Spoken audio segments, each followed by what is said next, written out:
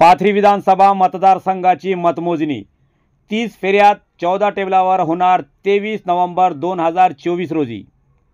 मतमोजणीसाठी प्रशासन सज्ज।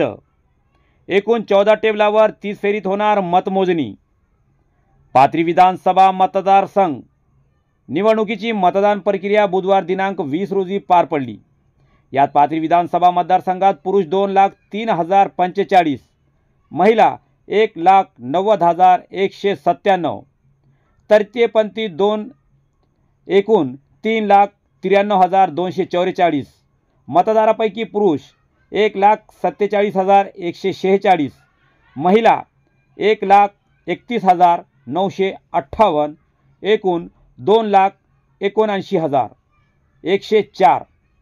70% 97% मतदारांनी मतदानाचा हक्क बजावला। 23 नोव्हेंबर शनिवार रोजी निकालाची प्रक्रिया सकाळी 8 वाजेपासून सुरू होणार असून निवडणूक विभागाने मतमोजणीसाठी तयारी सुरू केली आहे।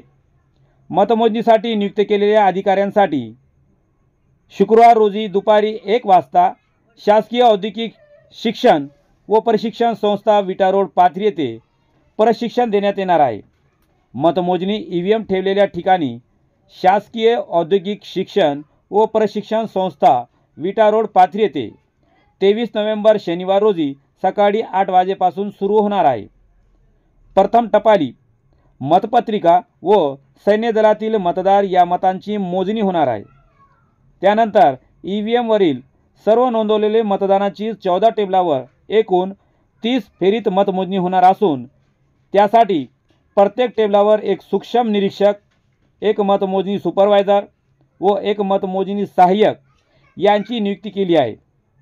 मतमोजणीच्या दिवशी मतमोजण्याच्या ठिकाणी सर्व उमेदवार व त्यांचे प्रतिनिधी यांनी सकाळी 7 वाजता शासकीय औद्योगिक शिक्षण व प्रशिक्षण संस्था विटा रोड पाथरी येथे उपस्थित राहण्याचे आवाहन शैलेश लाहोटी निवडणूक निर्णय अधिकारी यांनी केले आहे। आपण पाहत आहोत YouTube channel SKF news. Salman Sayyed सोबत पाथरी।